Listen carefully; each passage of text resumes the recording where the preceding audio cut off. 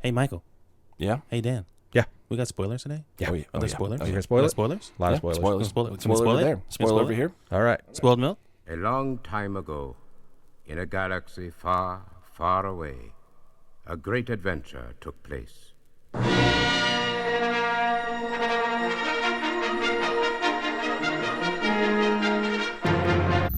billion names of pod. From Atlanta, Home of Pinewood Studios, but not the one you're thinking of. it's the 9 Billion Names of Pod with Dan Bauman and Michael Reed. I'm Dan Bauman. I'm loving my pocket Babu Frik. Thank you, Santa. So let's talk about some stuff. What was that? It's a cross between Crumb and Frick. My favorite vaudeville duo, Crumb and Frick. Ooh. Actually. So Santa delivered your Baby Frik already? Yeah, that's not literal. I was like, man, you got the hookup. Although, unlike with The Mandalorian, I'm probably pretty sure that Disney says, listen, we'll hold off on Baby Yoda toys until the show debuts, but we got to get these Episode 9 things into production now. There's a shelf full of DOs. Of course there are. Sure. Hey, yes, we are going to talk about Ronnie James Dio. Ronnie James Dio, the little droid with the rainbow in the Who dark. rocks!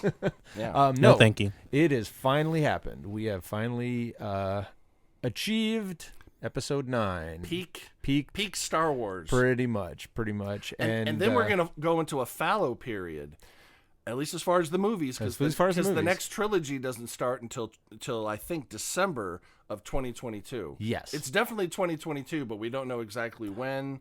They might, who knows, they might try to reboot the whole May situation, like try to get it out in the May early one, but I don't know why they would. I think they do pretty well at Christmas time. Right. And since that's such a heavy movie time right. for as far as traffic for people, it's like Disney needs to announce now so the other studios can go, hey, we're gonna release it for fuck. All right, no, let's push it back. Yep. We'll do it in the summertime. And no need to do May. They have Marvel doing May. That's right. Yeah, right. Keep in mind, this is Disney, and 2019 is going to be the year that Disney, if this one reaches $1 billion, which I think it will. Will it do it in 11 days? Will it do it by the end of the year? Will it count? That's the thing. Oh, well, I don't know. I mean, the property, yes, it'll make $1 billion. Do you go by the date of release and whatever it does after that still counts, or whether it makes $1 billion in just 11 days? I don't know. Yeah. But hey, does that mean we're only going to have 6 movies that go over $1 billion?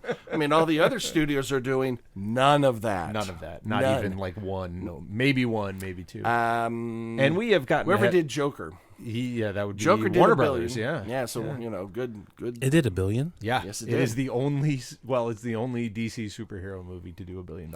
And the only R-rated film to do $1 billion. Yeah, crazy enough. Before we are rude to our guest once again, we have a friend in the studio with us. Well, Hey, I'm back. Paul McPherson. I'm our, back. Star Wars guru. He knows things. He knows things. He knows Just a couple of things. He is Jedi AF. AF. And Oh, wait, y'all don't curse. yeah, we do. Yeah, you do. Yeah, we Fuck do. yes, we curse. I'm Especially when you reading start getting political. the literal. How long have you been listening to our podcast? I know. I mean, granted, the ratio of swears is for every one of Dan's. I do like 90, but still, we swear. Just Yes. reading the literal what is on your shirt. Yes. Because there's no official merchandise that's going to say Jedi as fuck on it. I know. Disney won't do that. And you know what? I don't want them to. That's not the Disney thing. No. That's a little edgy, and I dig that, but, you know. Everywhere I go, that's Star Wars. That's a Star Wars kind of event. I always get at least 2 compliments. Hell yeah. Of course. That is badass. Like in the bathroom, at the theater. Hey, dude, love the hoodie. Appreciate it. I'm waiting for the shirt that shows Boba Fett and it says F *** K the Sarlacc pit. Well, because I tell you, that's one of the. I mean, if you had thought about what could be in the Mandalorian that would just blow people's mind, I don't think anyone would think of Baby Yoda. No, it just wouldn't come up. As I've said in the podcast, that show on paper fails. That I show was does very not get verbal. out of the pitch meeting. But it works so well. Yes, it's unbelievable. But you think, what else can they do in the thing that's really good fan service? Everyone would think, of course, you got to bring Boba Fett at some point. Yeah. Whether you fold him in to the Mandalorian at some point, or whether he shows up somewhere else. How long do people for Mandalore live? Do they have, long life expectancy? Not particularly, not that I'm aware of. Well, if it hasn't been stated one way or the other, then they could say, "Oh yes, they're an ancient race. They live to be 250," and we could have Boba Fett show up. They seem to be normal humanoid. I was gonna say about Mandalorians take in other races, and they're Mandalorians. That's true. That yeah. is true. So just because you're a Mandalorian Mandalorian means doesn't mean you're From a specific Mandalore. species, right? Kind of like how people who are Jewish can be from Israel, but they can also be from everywhere else. So, because the Mandalorian, the way, is the way, is more of a code or quote unquote a religion. Exactly. Well, it is a religion. It is a religion, yeah. And we were talking about this, and interesting to get your take on it, that it seems like this iteration in The Mandalorian is almost like orthodox Mandalorianism because, in properties in Clone Wars and Rebels, I mean, they're always taking their helmets off. Exactly. It's just that, storytelling, but Right. they made this a specific sect, I guess. You know why? Because if it's not going to be this season, it'll almost be the next season. There will be a situation where he needs to take off that helmet. Yeah. And it's going to be a huge thing. Well, that would be an awesome, let's get through this storyline, and that would be an awesome season arc of he's not a Mandalorian anymore, because he has to somehow take the helmet off, and then he's not a Mandalorian anymore, and they have to convince him to do it or something, Something, yeah. Come back. And Come back. apparently... Like he's retired. Right. Right. As soon as he takes it off, he's like, I can't do this anymore. I'm not allowed. And apparently a very forward widow on a planet you live down. That's not enough to get that helmet off. No, she I tried. think he was thinking about it. Oh, yeah. It thought And moved. about that's the it. thing that's so great about that show, with just head tilts. You could tell, I know what you're thinking, Mando. I know what you're thinking. It's very well done. But we're not talking about the Mandalorian. Yeah. No. We're not Yeah. talking about the reappearance of Boba Fett, which I think would be a big thing for the Star Wars universe. And still could happen. Still could happen. We're talking about the movie at hand, Rise of Skywalker. Not The Rise of Skywalker, just Rise of Skywalker. Okay. Yep. Yep. So... Okay, let's just overall. All right. What do we think? We usually stop with the overalls. Dan? Let's get our guest. What do you No, think? don't Okay, go all with right, me all right, first. all right. Okay, I'll go. Overall, I loved it, obviously. I definitely have to see it again because I've only seen it once. Paul, to show us up, saw it Twice in one day. Like, have you That was seen- not the plan. Have you? I got the text. we had an extra ticket. I got the and text. I had tried. I can't tell you. I had gone through a bunch of my friends who I was like, I know you'd want to go, and then I was like, Michael, who do you? And I assumed you had seen it at that point. I threw out a whole bunch of texts and got back almost with universal reply can't do was it. Can't do it, or It was or pretty more late. likely I already have my own ticket. Yeah, for Friday night or whatever. No, for that night. I'm Oh, already yeah. going. And then Paul came out. Like, yeah, all right, because I couldn't remember when you said you were going to go. Right. I I had the 6 o'clock ticket. I Right. wasn't able to get those. I was trying, and it actually I couldn't have gone anyway. I was stuck at work. But overall, yes. Overall, I definitely need to see it again. Letter grade. First viewing, letter grade. First viewing, A-, maybe a hard B+. It definitely has issues, but just the fact that we got a closure to the story, we got a new, it's a new Star Wars movie. I can't be unhappy about that in any way. Sure, there are going to be issues. I think it has less issues. It has different issues than Last Jedi. So overall, I'm going to give it a solid B. okay. Solid B. I particularly like the new Gwendolyn Christie character that's tragically underused and you never really see any more than her eyes. Oh yeah. Carrie Russell. Uh-huh. That was like, all right, I thought there'd be more there. Then again, at the end where he's like, huh? And she just tilts her head and you go, nope. No, that was brilliant. That was And well done. I'm just like, okay, that's that kind of Star Wars comedy. It's like they're not going necessarily for the yucks, but they're going for the ha ha ha. The ostrich from Family Guy. Ha ha. So yes, I thought it definitely dropped a whole shit ton on you within the first 5 minutes. Wow, where you're like, is there another part of the movie that? Well, let's get Paul's, and then we'll get okay. into All right. the meat of it. Letter grade, first reaction. I'm higher than you guys. I'm like middle to high A. Yeah. Like I loved it. Yep. What I'm learning more and more watching these newer Star Wars projects that are coming out, watching Clone Wars, the animated stuff. Mm-hmm. It is really hard now to watch the old ones. I actually watched Return of the Jedi today, and I was like, oh my gosh. Did you catch, like we all did? Apparently, Exegol is right by Endor, theoretically, because they saw the destruction of the fleet. Oh, by the way, spoilers, people. Oh, spoilers. yeah. We are going to spoil the crap out of Spoilers, it. So, spoilers. We may have to do an audio thing at the top of this because we didn't say it right away. Oh, true. Okay, yeah. Fix it We'll in put post. it. Yeah, we'll put fix it it in in the post. description. Yeah. We'll do it not live. But apparently Exegol is right by Endor because they had to get in that fucking Ewok shot and they could see the destruction. So I'm like, was the Sith planet just like one over? I mean, it's not that big of an explosion. Interesting. Keep in mind, they can see that, but the explosion of the Death Star did not turn their whole fucking planet into cinders. Right. Proximity, people. I'm just saying. Okay, I got a question that you might be able to answer that we were debating after. So is it the forest moon? You know where I'm going with this. Of the planet Endor, or is it the moon of Endor that happens to be a forest, or is there a planet Endor? What? How does that shake out? You know what I mean? So that's one of the reasons why I watched Return of the Jedi today, because I wanted to get that. They do call that moon something. I can't think of the name of it. So right it has now. its own. It has its own name. Okay, so there is a planet Endor, right? And that's the not Emperor, where that happened. The Emperor says to Vader, "I want you to put the fleet on the far end of Endor."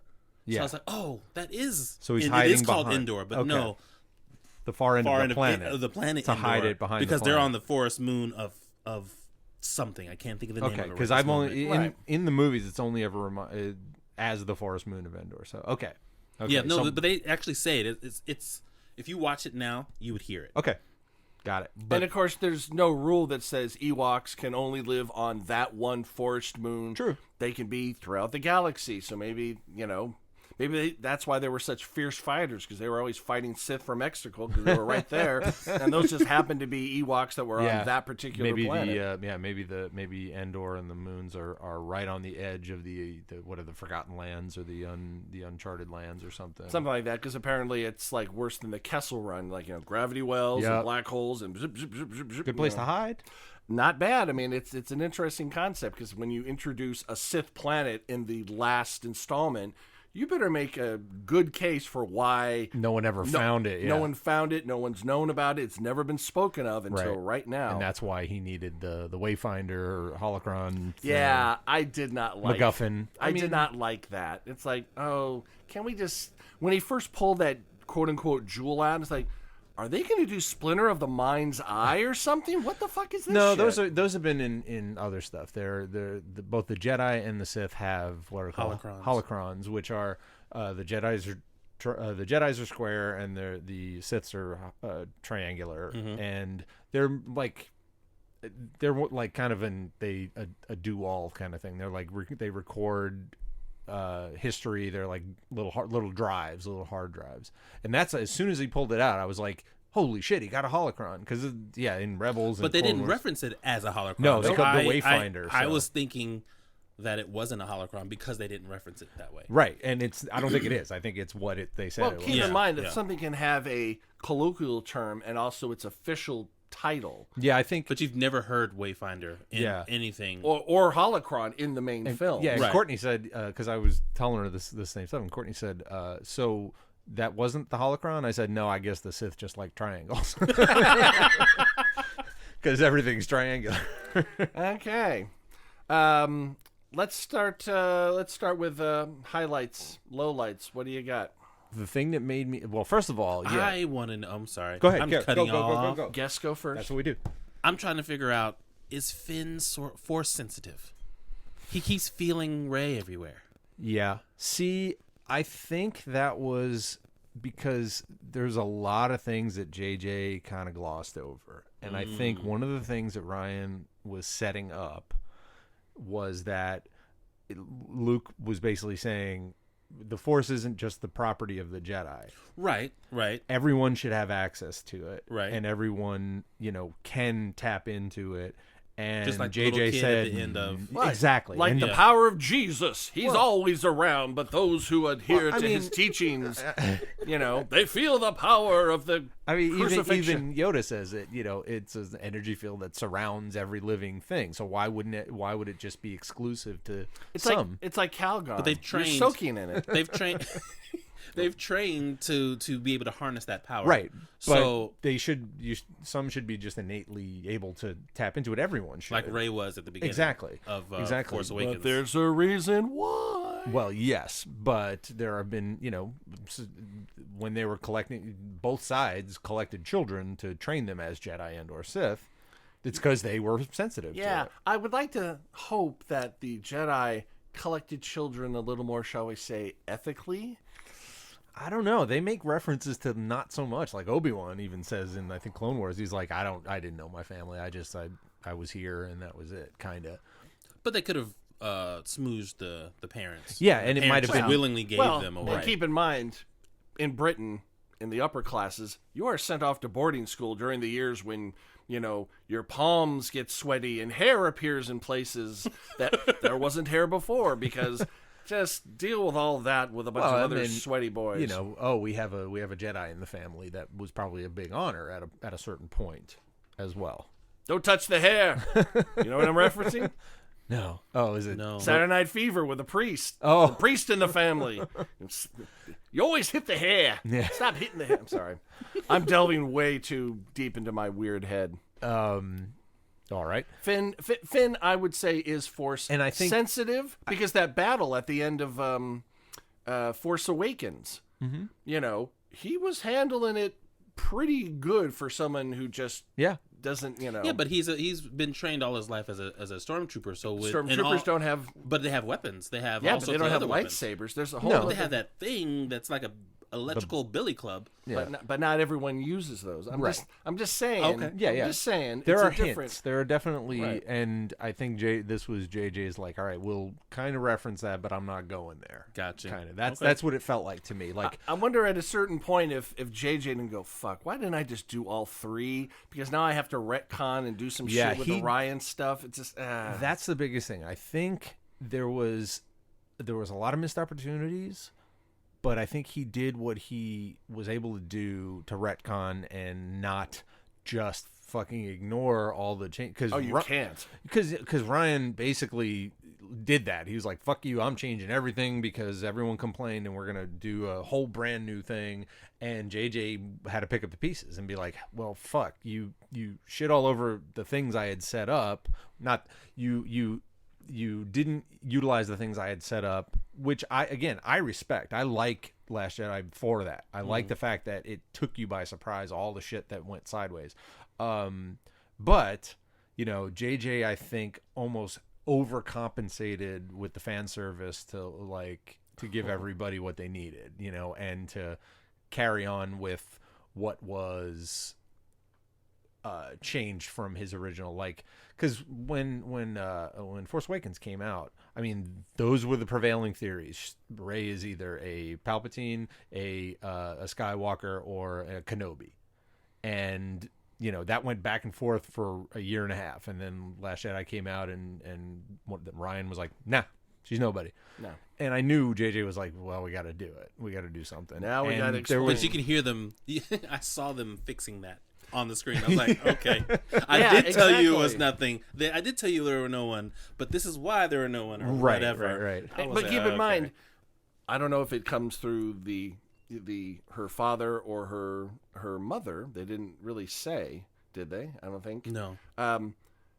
Their parents, at least one of them was somebody. They were the offspring of Palpatine. I think it was the father. I think was it the father? Yeah, I think they said it was the father. Did they? I don't recall. Yeah, that's what I recollect, but I don't know. But anyway, either way, yeah. Like, so what? So yeah, what's their deal? Why didn't they just? Why isn't the son of Palpatine the one? And why is it had to be passed down to the granddaughter? You know, they explained that too. Did they?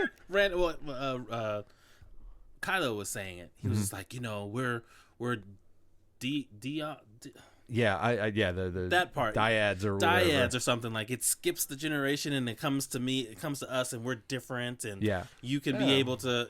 I really liked. I thought that was a really. It's kind of like the recessive gene for something. It's like just the my fact grandfather died of it, but my father's okay, so I guess I'm fucked. Yeah, well, just the fact that the two lineage of the two, arguably most powerful Force wielders in the galaxy, right? Kind of almost complement and or cancel each other out.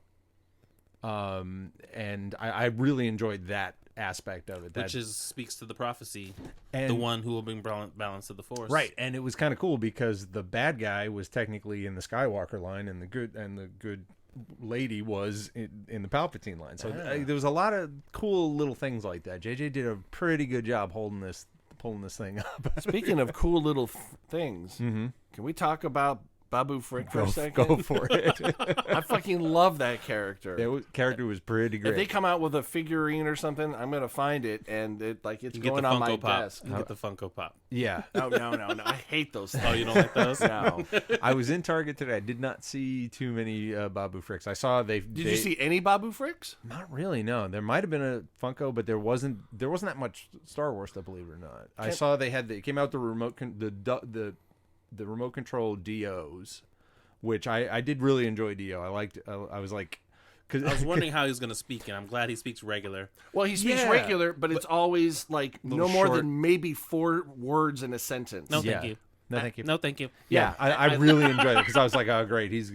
I thought he would be a little chirpy robot or something, but he talked. And I enjoyed that. They did well. They did well with that. I thought that was pretty sweet. And Target had exactly what they did with BB-8, which was the kind of clunky, not so expensive remote control with a cable, and then the really nice expensive $150 with a cable. Yeah, well, it might have been our.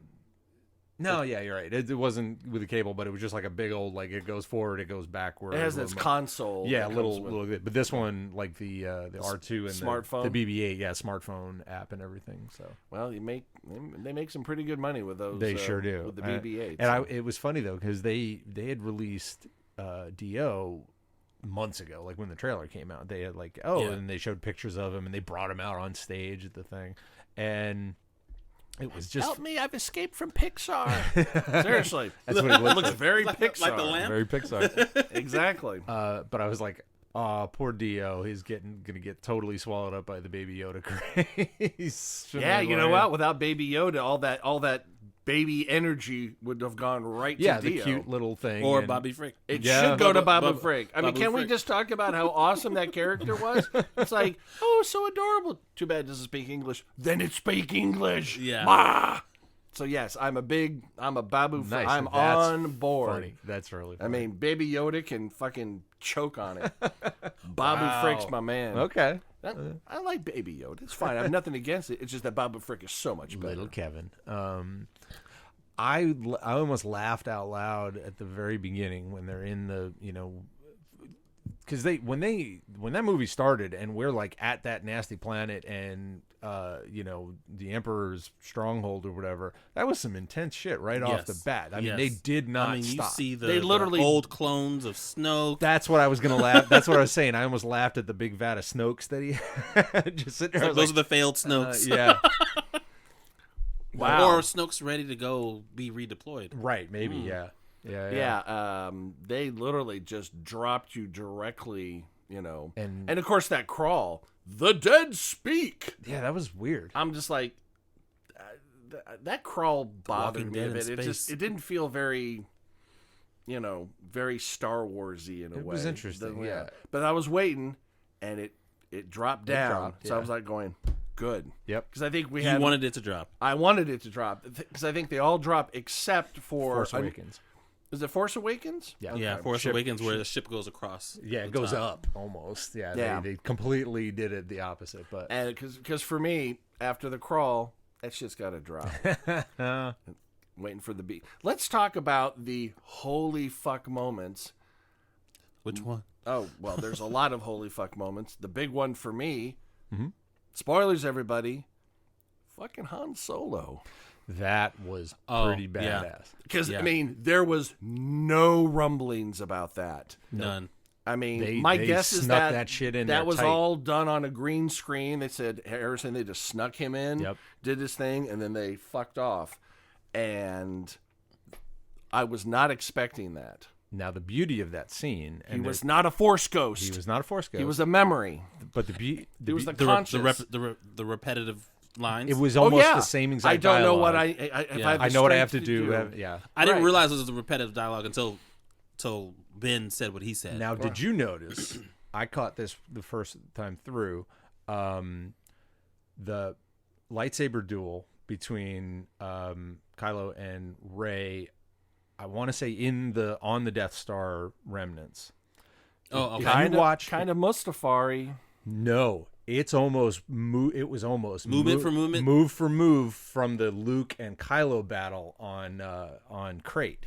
Yes, because he slid back. He slid back. Yes, I mean, watch it, because if you watch it, her movements when she's training on Ahch-To in Last Jedi, when she's that's me hitting the mic.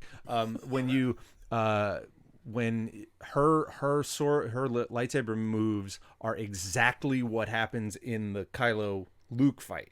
Exactly. Like there are side by sides, and then they did it again in this one. That was done on a green screen. You could have just used the same footage. But and I just mean choreography wise. Right. It's the exact same fight choreo, and I was like, that was fucking cool. I love that. It made me think more of the Obi-Wan Anakin fight on Mustafar. Maybe they're kind of bouncing around like that. But yeah. but you probably would identify it. You know. Well, I think you're talking about the fight when they're on where the water is. Yes, everywhere. exactly. He's talking about the one where they're still inside. Where they're inside. We're inside. Yeah, that one. Whoa. Yeah, that one when that was just cool. That was very Obi-Wan. That fight on the very thin water on both sides. Right. That fight reminded me of what we. One of the reasons why I said it's really hard to watch the old movies, because when you watch the animation and you watch these newer movies, the choreography is much better. The choreography is much better. They can do so many things with the technology, and this fight and this scene in this movie was very pleasurable. I liked it. It was to me it was like what you see on the animated shows. Well, I mean, she landed like a superhero land. You go back and you watch the Vader Obi-Wan fight in A New Hope, and it's like, "Hi, I'm gonna hit you, the greatest surf." And did you see that fan one where they? Yes. I mean, yes. That's basically if they reshot A New Hope. Which at some point, I don't know. I feel like I really want them to. Not for anything other than action. I want the action scenes to be redone. Yeah. Just because I would like to see it. I'm not talking... George Lucas, if you're listening to this, first of all, you can't hurt us anymore. But even if you can, you cannot redo any more of A New Hope. It's done. And if you are listening to this, thank you. Yeah, really. If you're listening to this, we're really surprised. Yeah. Well, he's got a lot more free time than he used to have. Right. There was also a lot of what I'm going to call Stephen Moffating, which is, oh no, they're dead. Oh, they're fine. You know, they're. So I think I know where you're going. Yeah. Not to bring the Mandalorian back, but didn't any of you watch it before the movie? Yes. You did. Did you watch the last episode of The Mandalorian? On the most recent one? Yes. The one that came on a Wednesday. Yes. Yeah, I was before this movie. Yep. I think the reason why they put it on a Wednesday instead of a Friday is because they didn't want the Mandalorian to compete with your brain power. I thought that as well until I saw it, and I saw it after. Okay. Yeah. I don't know if you guys have. Correct me if I'm wrong. Basically, okay. Have you seen a Jedi heal? Yes. Yeah. Who? Where? The only thing that I've seen them do that was in New Hope when Obi-Wan grabs Luke's head when the Sand People. That's the only. I thought that was just to wake him up because he wasn't actually. But I mean, it's like he didn't appear to be damaged. No, he just appeared to be unconscious. But still, it was. That's the only evidence in. But in you the have film. a good point because there were several new powers being introduced in this, and I went, this is going to be important later, and we saw the power of healing, and the power of basically either transferring your life force or healing someone to the point where you die. Yeah. Which begs the question, people can transfer their life power and heal? Well, I mean, if going on that, Palpatine can. Yeah. He sure did. Well, apparently so. But of course, he has this fucking erector set behind him because apparently he's not quite together yet. He's just brain alive. But it also might have something to do with the fact that Rey used her force power to defeat Palpatine, which depleted her down to the point. Yeah. So he could just go, let me just open up the gas cap and fill her back up with life force power, whatever. Oh, and now I'm dead. Yeah. On top of the fact that Palpatine took some of their life force in the beginning. That's true. Yeah, he took some of both of their life force. Yeah. I mean, took their life force, blew him down a crevice. He came all crawling all the way back up, not with super force jumping. Can't do that anymore. Right. Crawled his way over and, saved Rey. Because I thought, as he was cradling her, I was like, it would be really cool if Rey was dead and he becomes the new force of good. Yeah. Because that's, that would be kind of cool. But, of course, this is Star Wars. That'd be a huge pill for all the rebellion to swallow. That would be, That's true. He comes back and says, I did it. Rey and I, but she died. And they're like, I don't trust you. Yeah, for about, 3 minutes, I was like, bold move, JJ. If you actually killed Chewbacca, bold move. Oh, sir. my gosh. I was like, are you going to follow through? Is this going to carry? No, there's, of course, going to be a second no. transfer. They might as well have killed Baby Yoda in episode 4 or something like that. It's like there are certain characters you don't kill, right? But I mean, ever. But that's what I mean. That would be a bold move if he would have made that step. Like, okay, we're gonna do this, and even like wiping C-3PO, that could have stuck. C-3PO that did stick. I thought I was okay with it until. Oh yeah. Well, because it happened already. They did it at the end of Revenge of the Sith. They wipe his memory, and he doesn't. Before we get into episode 4, because they realized, Bail Organa says, Bail Organa says, take this droid's have his memory wiped, and that's why he doesn't know R2 right in New Hope. And he's like, he does the double take at the camera, like, what? Or like, yeah, exactly. Y'all didn't ask about me, but I'm okay. You okay? Yeah, exactly. Memory's a tricky thing. C-3PO had some hilarious lines in this movie. They really let him go. He's like, y'all didn't ask about me, but I'm okay back here. Yeah, it's interesting. They wiped his memory, but his personality, unique personality, and apparently that personality came from Anakin. Exactly. Yeah. So it's like that's what is and it's good that they never really address that. That's where all the good acting and comedy went because little Jake Lloyd. Oh, poor Jake Lloyd. Yes. And I thought it was gonna be so much better when we had Hayden Christensen, but no, we had whiny. We had Life as a House whiny. Hayden Christensen. We didn't have Taker's. It's Hayden the Christensen. sand. It just gets coarse everywhere. And it gets everywhere. Yeah. He called him me bumhole. Speaking of your bumhole, no. This ain't that kind of podcast. The very, very end of the film, I cannot wait to get home so I can watch the end of this movie with headphones on. Yeah. I'm such an audio nerd because at the very end, when all the Jedi all the voices, yes. Now I didn't catch them, but I went and looked through the credits. Yes. And Samuel L. Jackson, Liam Neeson. I picked out a couple of them. Frank Oz. Oz. Hayden Christensen is in it. Oh, is he? He is. Yeah, he's the one who says "bring balance to the Force." My two favorites. Oh, I thought that was Samuel L. No, yeah, that's because he said it too. He's like, you refer to prophecy that brings. Apparently, you get multiple versions of, because you also got James Earl Jones. You got James Earl Jones. You got in the beginning. Yeah, you got Ewan McGregor as well. He did a line. My two favorites though. Ahsoka. They brought Ashley Eckstein, and they brought in Freddie Prinze Jr. They got Kanan in there. Oh, they got Kanan in there. They got Kanan in there. Nice. Who is in Star Wars Rebels. And that's what I was looking at. I have to admit, one of the things I just went through when I got Disney Plus, I just went through Rebels all the way through. And I'm doing the same, but I started with Clone Wars. I'm doing that too, but I wanted to get through Rebels first, and I think it's my favorite non-movie property of Star Wars. It's mine as well. So I think it's just a perfectly executed thing.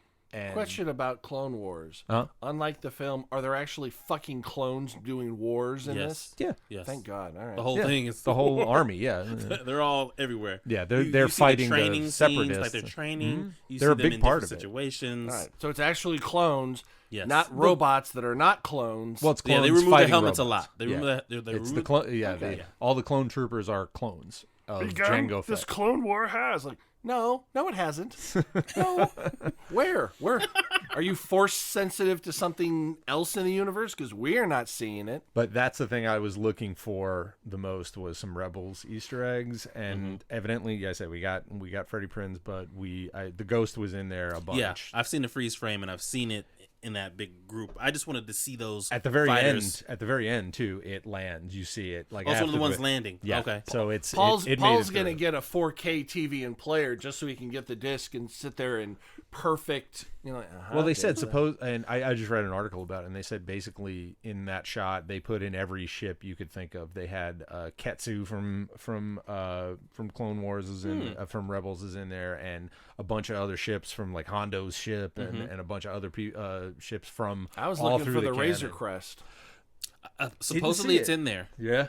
I listened to a podcast and they were talking about it. Didn't catch it, but I'm sure someone's going to freeze frame it and put it up online. At some point. The biggest wasted comedy opportunity in that film. Mm-hmm.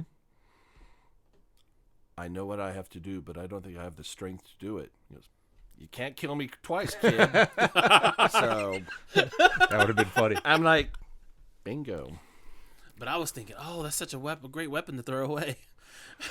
That's pretty, but it's a Sith weapon, so it symbolizes his, him renouncing the way, and of course, as we found out, like, oh look, she just happens to have two lightsabers. How convenient. So, did you know that Leia trained before?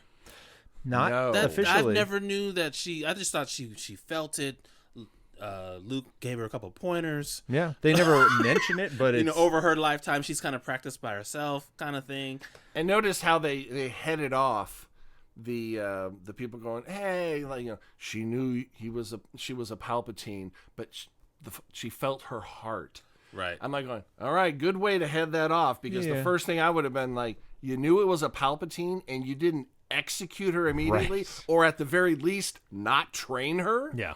Yeah. That, first of all, how did she know she was a Palpatine? When did that happen? She's pretty damn powerful too. That's the thing, everyone comes space. Yeah, everyone complained about the whole Mary Poppins thing. Yeah. But again, she's Luke Skywalker's twin and Anakin Skywalker's daughter. Right. It makes sense. It does track. make sense. It's just they didn't really. The series has been really heavy on the Luke power, and not much on the Leia power. Rumor has it that she was supposed to be the last Jedi, and like the third movie was going to be her movie to come and whip ass. But I think how can she whip ass being all old? They gotta figure it out. Well, how did Kenobi do it? I mean, come on, it's but he didn't. No, that's true. No, he sacrificed himself. They could have figured right. There's some clever writing. Powerful. Was that your thing? Writing, some clever writing, and I wouldn't say clever. It's just basically they probably had the script and they had their in-house nerd. Like, I want you to go through this script and pick it apart, find every problem. And they went, all right, we'll fix it that way. Okay, we'll take that out, so that's not a problem. And you know what? when you're dealing with a cannon that size, you almost have to have your in-house dramaturg. Thank you. I know which word you're looking for. You have to have your in-house dramaturg to go inaccurate, wrong, already contradicts something else. For those who don't know, a dramaturg is someone who, in a theater production, who does all the research behind all the why things are in that show and the references. That's dramaturg? Turg. T-U-R-G. Yeah. Turg. Yeah. Okay. Young turd. I thought you said turd. Yeah, they will come with a dramaturgy packet, which will have, this play was written this way, and this refers to this, and this. It's really an interesting job. It's doing all the research, the backstory research of everything. All the research that the writer should have done. Yes. And the writer probably did do. Yeah, but I should mean, have done. Someone having that job means they can do that without having to write the script, but they can come in and, because the director doesn't, in a theater production, the director doesn't do that. Right. And the dramaturg and 99% of the time, unless it's a brand new production, you're not going to have the writer there. At all, yeah. Yeah, so you need to find, why did they do that? Yeah. Well, that's because of the War of the Roses and this and that. Exactly. That's right. So basically, it's backstory. Who knows? Who knows? Yeah, continuity and backstory, and no, you can't do that because of this. I'm sure there's someone at Lucasfilm where they go into his office and go, "We must consult the scrolls. Get the scrolls out." Madam, what's her name from the Jedi archives? Yeah. By the way, okay, can we just talk about? I've already forgotten her name. Has the crush on Chewie? Oh, Maz. Oh, Maz Kanata. Maz Kanata. There we go. I thought that would be a little more sauciness at the end there. Yeah. But it was more... now, this is something you can help me out with. What the hell did she give Chewie? Is that something from Han Solo? I thought it was the medal that they never got in episode. That was the medal from episode 4. It was. He got his medal. It's either he finally got him. Either he's one he got of their his own medals. medal, or it's either. I think it's one of their medals, but okay, it's like giving him the medal he never got. Yeah. Okay. I saw that. I was like, yes. Yes, I enjoyed that. I thought, then it, because I didn't recognize it. So that's all right. It was much shinier in episode 4. Yeah. Well, that was shot a long time ago in a galaxy far, far away. England, yeah. Yeah. In the 70s, yeah. England in the 70s. What else popped out at you? Let's see. The ships are built to last, aren't they? Yeah. I mean, a ship that's in the desert getting beat up in the sun. Right. Has power still. Yep. It can still fly. The thing that made me laugh because I was, and then there's another ship. It was there long enough for Rey to grow up to the age she is now, from like maybe 6 or so. Something like so that. 20 years. 20 years, something like that. 20-some years in the desert, just kicking back, and nobody stumbled across it and went, "Oh, hey!" And Luke's ship submerged on Octo. X-wings are tight, man. I mean, I guess if you think about it, it's built to go through space, so it's pretty tight. Yeah, watertight's not going to be a problem. Yeah, but over time and stuff like that. But I really dug the look on Luke's face as he's raising it up, and he was almost like, "Well, I could have did that anytime." It's not too heavy. I just lost my train of thought. 2 things about that. I was watching Rebels, and I was laughing because I was like, man, it is really easy to steal a ship in Star Wars. You don't pop a panel. You don't have to do anything. They they steal a ship in every episode. So it was the same. It's like, I found that in Clone Wars too. Yeah. And there's one in the desert. Okay, we'll just turn it on and fly it away. There's no locks. There's no keys. Well, notice how. But yet on the Mandalorian, he says, "Do something, and nothing on this planet will get into it." In security mode or something like the that. TARDIS, yeah. Yeah, but maybe he was smart enough to realize, wow, it's real easy to steal a ship. My guess is that after the incident with the Jawas, he's like, "Fuck this shit! I'm putting on security system. I'm putting on Viper Galactic Edition, Viper mode." Just you were gonna say? Speaking of the Luke raising the X-wing, one thing that jumped out at me was there was a lot of musical cues in this movie. Yes. Because when he was raising the X-Wing, that was Yoda's theme, right from when Yoda brought it. I mean, Rey's theme. It's almost as if they had the same person doing the music for 42 fucking years. Yes. Who knows? Yes, who wrote the shit? My favorite thing was hearing Duel of the Fates all through the movie. Yeah. Yeah, they used you hear you hear that. He used every piece of thing that he had, like every bit of it. Well, yeah, I feel like because he's gonna die this is the bow. You know, Luke's theme, the Force theme, Yeah. every time Rey was on, or, you know, oh, man. That's unfortunately, I feel like he's going to die now.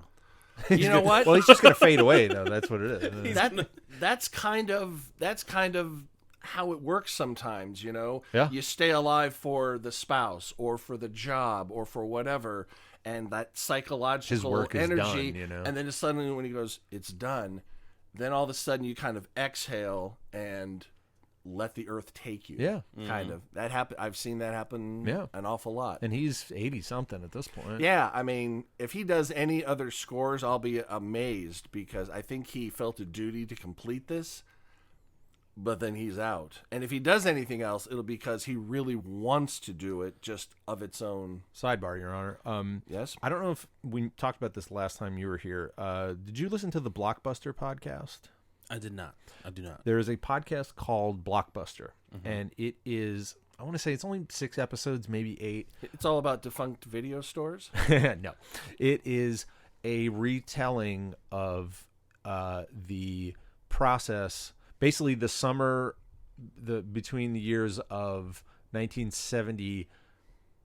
It jumps around between 1974, 75 through the end of Star Wars, and it is recreations. It's somebody playing George Lucas. It's somebody playing Steven Spielberg. They have actors playing like Francis Ford Coppola and Brian De Palma, and it is the story of basically George making Star Wars and Steven making Jaws and like their friendship and everything. It's about the dawn of the era of cinematic Of blockbusters. Exactly. Which really, let's face it, I think really started with Jaws in 75. It does, and that they address that. Oh, but okay, good. yeah, because it's not just focused on George. It's like their friendship and them going to film school together, and how awful the first cut of Star Wars was.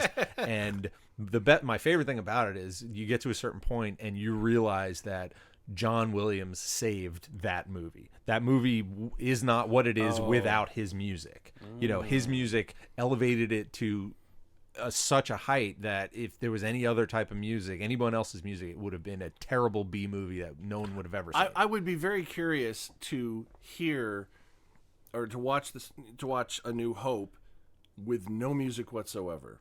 And to see, obviously that would be kind of jarring because most films of that scope have music. Yeah. But I think it would deflate. Yeah. You know, you could still run on a deflated tire, but it ain't pretty. Right. And you can't get very far and very it's bumpy. fast. Yeah, what's that? And it's bumpy. And it's bumpy. As Yeah. bumpy as hell. And we also got a little cameo by Mr. John Williams in this movie. Did we? You guys didn't catch that? Oh, he was in the cockpit. No. He was in I think the Babu Frik scene in one of the like the cantina bar scenes. They scroll past and he had like a big eye patch thing on. It was John Williams. Oh, I saw that. They were on this guy. I was like, why did they get on this guy for or whatever? It was Johnny. Yeah, I didn't recognize him. I didn't recognize him. Yeah. Good grief. I started hitting I Courtney. She's probably like, what? don't even know what he looks like now. Think about it. I know his name. I know his music. Looks like a little old man with a beard. If I saw him, yeah. Next time you see it, you'll realize. Oh, that's why they're lingering and on this apparently, rando. Yes. JJ's in the film as a voice. He's D.O. He's D.O. He's D.O. I went right through IMDb like after we saw it, and I was like, I'm looking because I was like, I know I missed stuff in the Jedi scene, and I wanted to see who played everybody, and I was like, oh, JJ. Speaking of awesome things involving X-wings, Yeah. we got a little fan service we haven't had in a while in the final attack there Okay. in the X-wing. Yeah. Who came back? Red 5? No. Well, Red 5's the ship. I know, it's but a I'm call not- sign. Yeah. Yeah. Yeah. Oh, Wedge. Oh, Yes. Wedge. He was on the Falcon. On the Falcon. Yeah, he was gunning on the Falcon. He was not in an X-wing. He was in the gunner seat in the Falcon. But yes, we got Dennis Lawson. I thought he was in it. No, I guess my brain just said why. He was in the gunner seat on the Falcon, and he said, "Nice flying, Lando," as a nod to good shooting, Wedge. That's what it was. And I was like, "Oh my god!" Because there was talk that he was back. That he Wedge like lives on in the books. And I downloaded the audiobook of a book called Rise of the Resistance. No, that's The Ride. Some new book that takes place like right before this movie, and I've read a couple of the like leading to the Rise of Skywalker books, and they've kept Wedge viable. He's been that character. But didn't the actor piece out of the new trilogy? He didn't. He did, but they convinced him to come back for one last. He's like, this is it. We're offering it one more time. It's one day. And it's a one day shoot. Come on, man. We you could probably come in. Supposedly, Warwick Davis is in the Ewok suit too. Oh, really? Yeah. Right. Was that Wicket? It was credited. Was that a grown-up Wicket? It was credited as Warwick Davis, so I'm assuming, yeah. Oh, because I was like, why are they lingering on this Ewok? It must be Wicket. Yeah.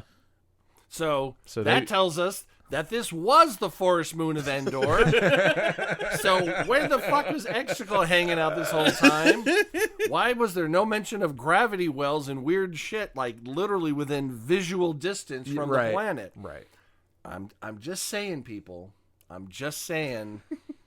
Then again, also, not a burnt cinder from the explosion of the Death Star. No.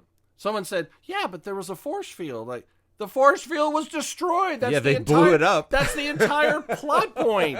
There is no force field. That's true. Not anymore. Yeah. I mean, come on, people. So apparently the blast was channeled differently or something like that. So weird side spoiler kind of thing. One of the things I think JJ missed that was kind of set up was when you built your lightsaber at Galaxy's Edge. I felt like, so again, this is a spoiler thing.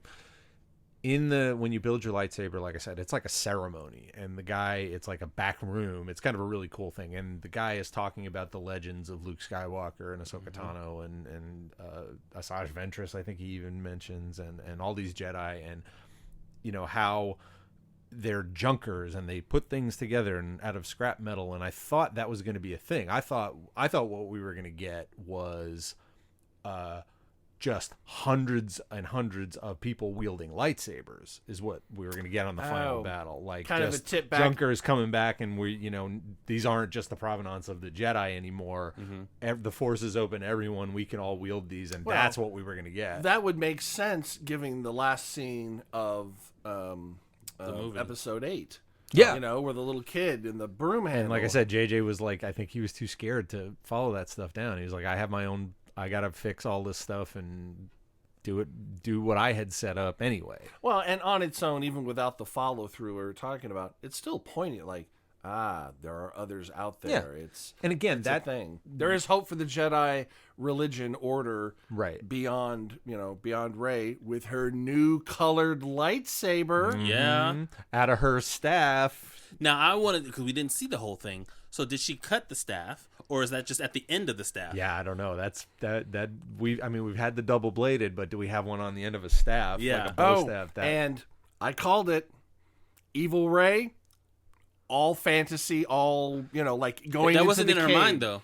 Going into the cave. Into the cave, yeah. It's the cave type thing. It was the cave, yeah, just like Vader in the cave. And I'm just like, because I was like, it's either a Force vision or it's the cave. Yeah, that was as soon as I saw it, I was kind like, of a blend. Yeah. See, I thought what would have been a cool thing to have happen is her actually go dark at the end of Episode 2. Or Episode 8, should I say, out of the second one in the trilogy, and then have Kylo have to redeem her at the end, and of himself 3. at the same time. Because I was also going through like theories at when Force Awakens came out, and I was like, that would be a cool story plot if she doesn't, we don't go the way it's looking, and she has to redeem him. Like, and at the beginning of this movie, she's all talking about, y'all don't know me. Like, yeah, like we know you. No, you don't. Yeah, no, you don't know me. Which is kind of, because she doesn't know who she is. Exactly. So, but it also was, I won't say clever writing because it was so obvious. It set people up going, oh, maybe she will turn. Yeah. When in my head, it's like, that would have been cool. I knew damn well. No, there's no way that she, the good guys always win in the end, and especially in this episode. You know, obviously, yes, I know they didn't quite win at the end of Empire and stuff like that, but I mean, there's always they always win at the end of the 3. Yeah. Yeah, and the end. And this is the end of the end. 9 and the end of the entire happy arc. ending, yeah. I mean, can you imagine if Rey turned and the Jedi were done and the Resistance was done, and that's where they left the whole thing at the end? I mean, personally, I would be like, "Fuck yeah," but then I'd go, "Yeah, this is not going to go over well with people," because the Force has to always win. It has to. The good guys have to win. Or the Jedi have to win. How baller of a move was it for her to slip the lightsaber to Kylo behind her back in that? They were setting that up from fucking Last Jedi. Yeah, because with the man, it's like, wait, there's water. Like, how can the and good on JJ for for snatching playing the that necklace. out. That connection that Palpatine through Snoke connected them, that is the connection that killed him. Yeah. That destroyed him. And Well, I think that because Snoke said he orchestrated that. Yeah. Obviously, like you said, through Palpatine. I think they figured out how to do it themselves. Oh, definitely. Yes, Yeah, because they were so powerful. Yeah. And I'm so happy I was wrong about a thing, because from the trailer, when they're having that fight in Kylo's quarters, when they take out the Vader statue, the trailer made it look like they've teamed up and they're taking out that statue, and I was very angry about that. Yes. And I was like, God damn it! Why would you tip that they're getting together? Because they're not tipping. Well, they're not tipping. Because they tipped They all did the it well. misleading stuff. They tipped the evil Rey thing. Yep. That was a total. And that never even really made it into. Did it make it into like an official trailer, or was it just in the first Evil Rey? look? Yeah. Oh, yeah. Yeah, it was a trailer. Is it? Okay. Yeah. Okay. But it was like a flash. It wasn't like they did, Yeah. And in the trailer, it opens up. Yeah. Whereas in the movie, it's reversed. Like, it's reversed in the trailer. Yeah. Because it yeah, opens yeah. up in the trailer, but in the movie, she's closing it in That's between right. her lightsaber. That's right. Yeah. It's So interesting. A lot of echoes coming back there. Mm-hmm. And of course, I'll admit when Rey stopped the ship from taking off, That was a first. and then that's not just moving a ship. That's a ship that's moving against you, Yeah. and you are, that's a fucking That was- ship. That's what I'm saying. That's So a first cool. in all the things I've seen. I have not seen a Jedi do some of the things I've seen in this movie. Exactly. Which So, they a moving needed ship- to. They needed to do that, because then the lightning came out, and part of me went for a second. Okay, so that just means she's like super powerful. I did not really realize until the end that apparently the lightning is just a thing Palpatines can do. Apparently, I No, don't know not if it's necess- Palpatine. I think it's Siths. Siths can do. Yeah. I haven't I seen. feel like any- I think there's a lightning somebody in the Clone Wars. I think there Is might there? be. Yeah. I think and it's Okay. more reddish. Oh no, Dooku can do it. Count Dooku, he's in the Clone Wars.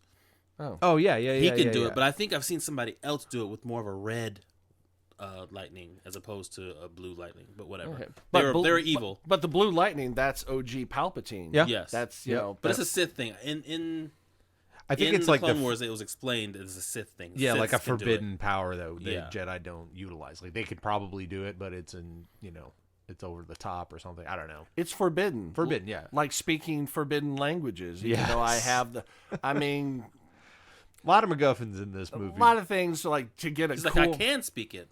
I just will be wiped. Yeah, yeah. All right. But again, yeah. See, 3PO had some great lines in this movie. Great fucking lines in this movie. And of course, I really thought they'd do a lot more of him not knowing anybody. They got one or two jokes in, and then they kind of let that be. Because he's very talkative. He's a very talkative droid. And I thought, oh wow, now that his memory's erased, that's going to be hilarious for the rest of the movie. And they hit it a couple of times, but then they backed off. and I'm like, that's probably probably a for good the call. best. Because, They can't milk it too much. well, that's the great thing about Star Wars. You've got your little bits of comedy that tap throughout, but not often. Right. So it doesn't, change the balance from good action to just like action comedy. Right. To comedy, And that's why Poe is so good, because he walks that line perfectly. He's really funny at times. his delivery. I mean, you read it on the page and you're like, what's so funny about that? And then you hear him say it with his delivery and you're like, Okay, got it. Supposedly, Poe was supposed to die in the first movie, and they liked Oscar Isaac so much that they're like, "No, we're gonna change that because he's like the new Han Solo character." I don't know how true that is, but I'd read that. I mean, he's a bit of a rapscallion, a bit of a spice runner. You know? I mean, it makes sense. I don't know who Finn is, but apparently, because if Oscar Isaac is Han, Rey is Luke.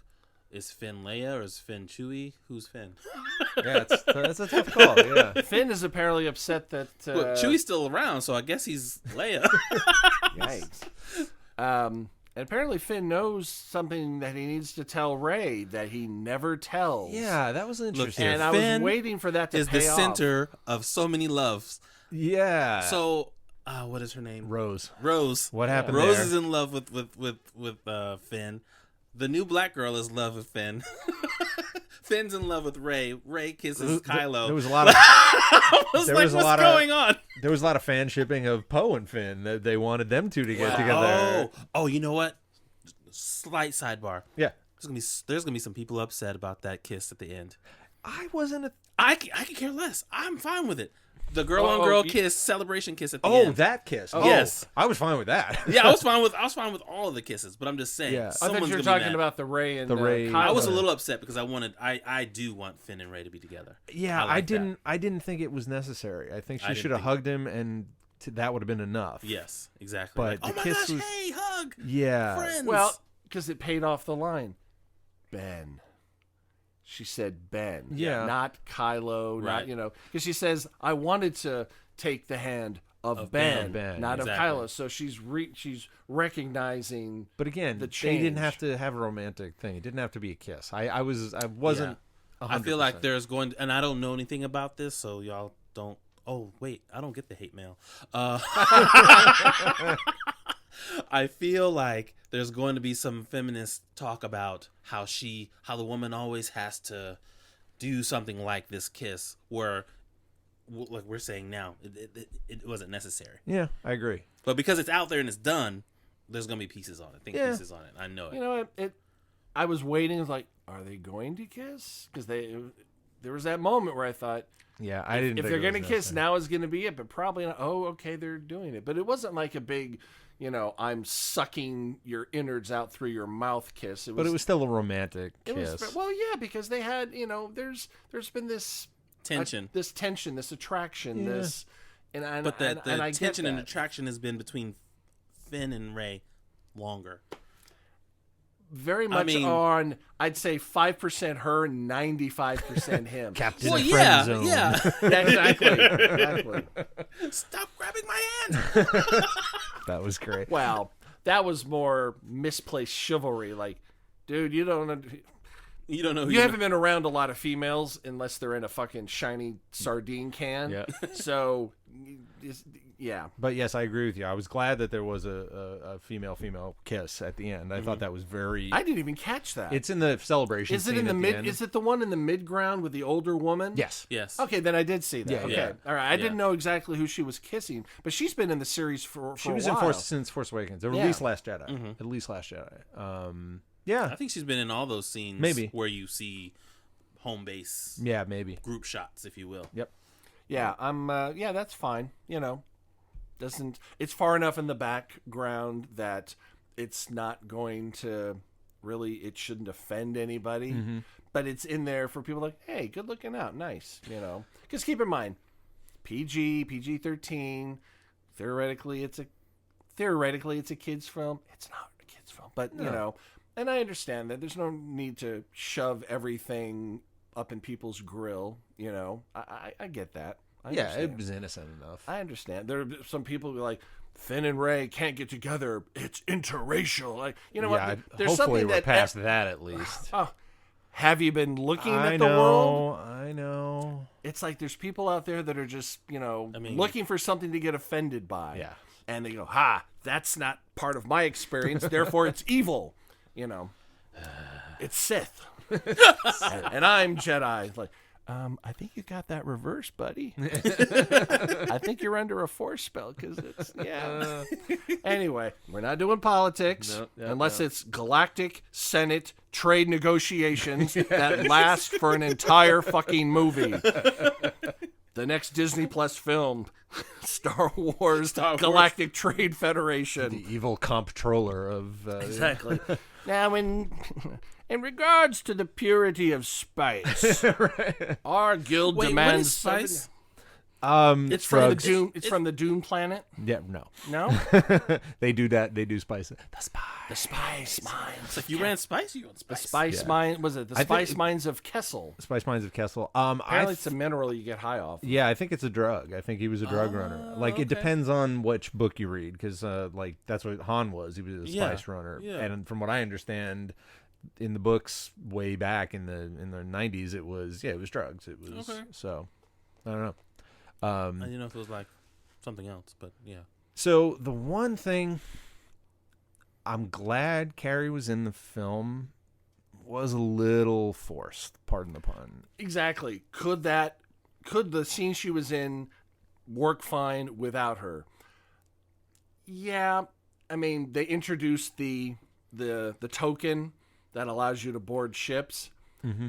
That needed to happen because if they were going to take directly off to get Chewie, you just don't fly into a battleship. Be shot down. So they had to have something, and they had to introduce it, and I think that's how that character grew. How would they have gotten it? It's like you pick it up off the ground, like, oh, look what I found, exactly what we need. Wait. The captain's token or whatever? Wait. The token that allows you access. When Dan brought up his statement just now, you were talking about Carrie Fisher, weren't you? Yeah. You're talking about Carrie Russell. I'm talking about Carrie Russell. Oh, no. Wait. Oh, okay. Thank you. No, I'm talking about Carrie Fisher and the inserted scenes. Oh, yes. Carrie Russell was great. I had no problem with her. I was like, wait. Because you were probably like going, what? Yeah, and I was like, wait, did Leia give them the No, they didn't have the token. That's when I was like, wait, hold on. Thank you for navigating that. We can address the Carrie Fisher thing right now. I think it was done quite well. Yes. They didn't try to pack. They didn't take. We're going to use all the scenes. Apparently, there was a whole scene about training Rey from a previous film that they cut out because now it's in this film. With a handing off of the lightsaber, and I'll get. I will earn your lightsaber. Her death, however. I like that. Got a little choked up. Oh yeah. Just a little choked up. Oh yeah. One of 2-time. You said you'd be crying for 3 hours. It's like me. I was like, well, maybe an hour. Just that twice. Definitely got me. Yeah. Chewie dying, which I thought, oh my God, are they really going to do this? Yeah, that shocked me. But the way that she basically sacrificed herself to get into Ben's head long enough for Rey to get the upper hand. Mm-hmm. Otherwise, Rey would die, or to help in the turning. And I think part of Kylo turning back to Ben was his mother's influence. Yeah, that's pretty that solid, got us to. That was the biggest shock of the entire film. I think it was threefold. Of Kylo turning. So that was the beginning, like you're saying. Yeah. I think Rey healing him instead of just automatically leaving. That's true. Is number 2, and number 3 is the memory with Han. With Han. Yeah. That's true. That was him battling himself, basically. And all of a sudden, so we haven't seen his healing power for fucking 8 goddamn films. And all of a sudden, you get a heal, and you get a heal. And that's why I think it was so important for us to see Mandalorian on Wednesday. Yeah. That's not a bad call, I mean, I think they moved it to Wednesday, yes, because they don't want it competing. But mainly, hey, there's this thing happening. We know the hardcores are going to see this first, so they'll have seen it. Yeah. And then they'll see it in the movie. And Lucasfilm's like, I don't think we should move it. I mean, are people really going to watch it on Wednesday? You're fired. Yeah. Leave the ranch immediately. Your services are no longer wanted. Because I watched the movie without seeing the Mandalorian first. Okay. And so I saw in my mind, I thought it was the first time I'm seeing Jedi heal. Yeah. And you're saying in episode 4, but I mean, I don't think that's a stretch on my part. But I mean, I think it's, they could argue that it was. So they just that baby heal on that serpent. Yeah. I think they also, that's what Baby Yoda was trying to do in episode 2. he kept trying to go up to him and yes, heal he was him. trying to heal him, but right. right. But we never saw it. He didn't because he kept picking him up and putting him back in his little. By the way, some of these Baby Yoda memes are just delightful. There's a Christmas one that's hilarious. Well, you'll have to. I'll show it to you after. Share it to us. I'll show it My to you favorite after. one is it has a picture of Baby Yoda looking around. Kevin looking around the corner with a little smile and his tongue out, kind of like that, and it says, "The look on my face when I give my friend a mixed drink with 97% vodka." Not so mixed. Oh, that was lovely. Yeah, you had posted, don't come at me with your Baby Yoda memes if it doesn't have a ball to play with. And then and I 10 seconds later was like, blam! The Black Series comes with a ball and a frog and a cup. I'm like, all right, fan service. People they know what's what. Oh, you saw the marketing guys going, hold. All right, it's live. Get him out there. I send it. All right, very Okay. good. I'll check that out. But back to Carrie Fisher, because I was very obviously aware that she was not living for this, and I went, okay, wow, say what because there were scenes she actually acted. Yeah, it was really her. Yeah, so and there was a couple where. There was It one was that like I think a was silhouette too over the much. shoulder. I don't think that was her with the I don't hug. think it was. The hug? Oh, of course. Because all it was the back of her hair? Yeah. The hug and the silhouette, I don't think they were her. I think they were for this, they cheated it a little bit because they had to. But again, they did it pretty elegantly. It was still, I was like, I know what I'm watching and it's taking me out of it. But I think as repeated viewings going, I'm glad Carrie Fisher was in the thing and they ended it pretty elegantly. There was one scene it took me out because when she started asking questions, what was talking about? I don't know what it was. They're interacting, and then a third person comes in and says, Snap and Rose, I know we're talking at one point, all three of them. I shouldn't bring it up if I can't fulfill. Yeah, we do it all the time. Yeah. Blah blah blah. But it's a scene where she's like, "Well, I don't want to know unless you can show me," or something like that. Yes. And I was like, "Oh, that they could have cut that part." They were trying to use whatever they could, and they built you can tell that was for something else, right? And they built it around other stuff, and they yes. did it again. They did it quite well, but my brain was like, "I know what's happening," and, right? And I, on subsequent viewings, I'm sure I'll get over it. But the first time, I was like, I can see them working around what they've been told. And that's exactly the first third of the film, which had pretty much all the Leia stuff. Pretty in it. much, yeah. I'm sitting there going, all right. I'm literally watching the writer try to all right, we're doing that. We're bringing that in. We're arcing that a little bit to this. Yeah. I think the way they handled, to the death was amazing. And part of me thinks that might not have been the whole goal all along, to have Leia sacrifice herself to help turn her son. Probably. Because that scene, that was perfect. That agreed. Was perfect. I definitely And the like that. scene that choked me up the most and got me was Chewie's reaction to her dying. Oh, When yes. That was fucking hard. So does that qualify as a Wilhelm? The no scream? The Wilhelm scream. Yeah. No, that's a Chewie scream. Okay. That's a Chewie scream.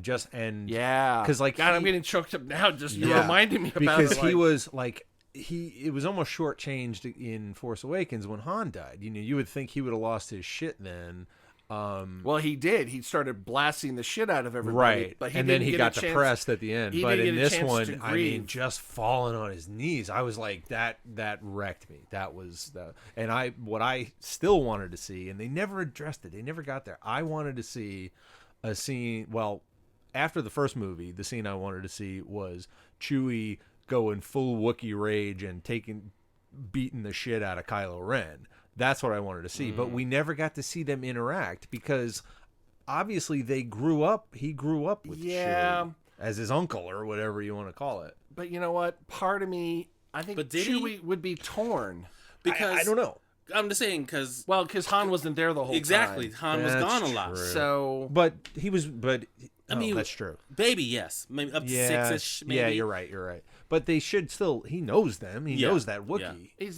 He's Uncle Chewie. Yeah, kind of. I'm sure he was there for a while he was a little kid. Right. So. And part of me, I mean, Kylo Ben is an extension of Han, so he's torn. Like, he's being very bad. Yeah. But he's part of my buddy, my lifelong, my hetero life mate, Chewie over here. Chewie, yeah. And of course, they can't address every last little thing. Right. Like I said, there were a lot of missed opportunities in this movie. I think R2 was completely underutilized. He should have had a bigger part than just, being a hard drive.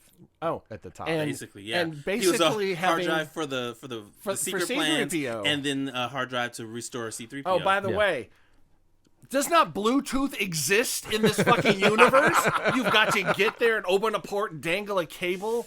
I mean, that's an extension of the 77 motif. I get that. Which I liked, they're keeping it. But, the headphones, all the comms on the ships are all wired. I'm just like, all right, I understand. Wireless is not a thing. Yeah, it's a long time ago. But they can do a transmitter. They can do hyperspace. They can do hyperspeed jumping. That was kind of cool. That was very cool. That was fucked up, but that was cool. Well, yeah. Well, see, at this point we do have what's her name, Phoebe Waller-Cates in the memory banks. Oh, for yeah. the Navicomputer. Forever, yeah. So. What was her name? L? L7. L7. No, not L7. L7. L3. L7's the grunge band from the 90s. Yeah, L3. L3. Yeah. Yeah, that's interesting. But that was again. But that's a lot of fuel you're using there. Yeah. I mean, you jump too many times, and apparently they've perfected the ability to track people through hyperspace because they're following right behind them. Well, that's what they were doing, in Last Jedi. But that was based on that was Rian Johnson, the big command ship. The big command ship. Now apparently it's like a new module you just plug into your TIE fighter. The smaller ships are hyperspacing now. Yeah, the TIE fighters. The TIE fighters have hyperdrive. They've always had to go into the ship. It's the short-range ship, this far from base. Now, apparently, it goes everywhere. Yeah, TIE fighters never had shields. They never had until the Interceptor, and they never had hyperdrive ever until now.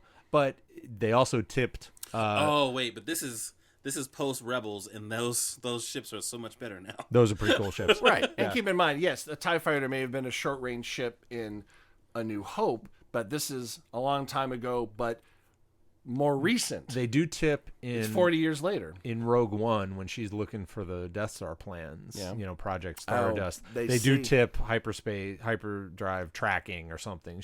That's one of the projects they're working on. So they kind of installed that early enough that this is going to be a thing later on. I'm saying it's almost like there's somebody who is who's going to Feige the whole thing and says everything's going to connect, everything's going to work. We're going to put a seed, and you're not going to see shit about it for a decade. Isn't Feige doing an episode? He's going to do a movie at least. Yeah, he's going to. He's doing a movie. Well, they lost the guys from guys from Game of Thrones backed out. Good riddance. Based on the first 6 seasons, I'm in. Based on the 7th season, no, 7 is fine. 8 is where the problem is. Oh, hold it. Didn't. No. 7 was good. 7 was the end of Game of Thrones, right? Or was it 8? It was 8. Oh, then 1 through 7, fine. 8. Yeah. Okay, there we go. For some reason, I thought it was only 7. And even the first half of 8, But yes, you're absolutely right. They probably would have done okay after 8-3. They could have even fixed it in 8-4. Yeah. But yeah. But yes, Kevin Feige is supposedly he's going to do a movie, really? A Star Wars movie. Yeah. Mm-hmm. Well, he's in house and potentially a trilogy. That's what I hear. Well, they've announced that they're going to do a trilogy with the first film coming out in 2022.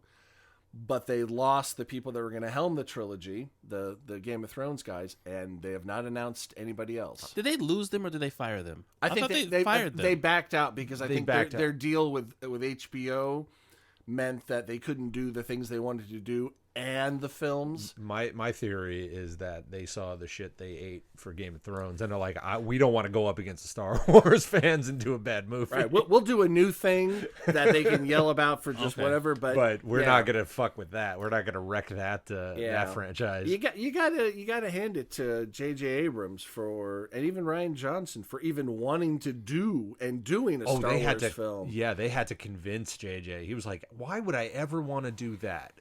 I'm running Star Trek. Why, even though I want to do it more than anything, why would I ever be dumb enough to do it? I don't think Star Trek's taking much of his time. Not anymore. Not anymore. No. I think he was at the time. The first two were, the first 1.5 were okay. Yeah, the first one was wonderful. I still say give it to Dave Filoni, the guy who does all the animated Hello. stuff. Yeah. Let him. That dude can tell a Star Wars story. Get Favreau and Filoni in on that shit. They are. He's the co-exec producer of Mandalorian. I know, but I'm talking directing. about bringing him to the film side of things. Yeah. Because this might be the first little jump, to get him into. Yeah, little jump, little hyper jump. And again, going back to Mandalorian, the thing that excites me most about the Mandalorian is that it was really good for the first season, and really short, but they have learned. They've gotten one under their belt. There's still an episode left. It could totally shit the bed. True, but it's up to this point. It's been really good, and they've done a whole season, right? What makes me really excited is that the second season, the Obi-Wan series. Yes, they've done a TV season of television. They can learn from that, and it's going to be even better. And when is Obi-Wan? Is 20? I don't know. Or is it 21?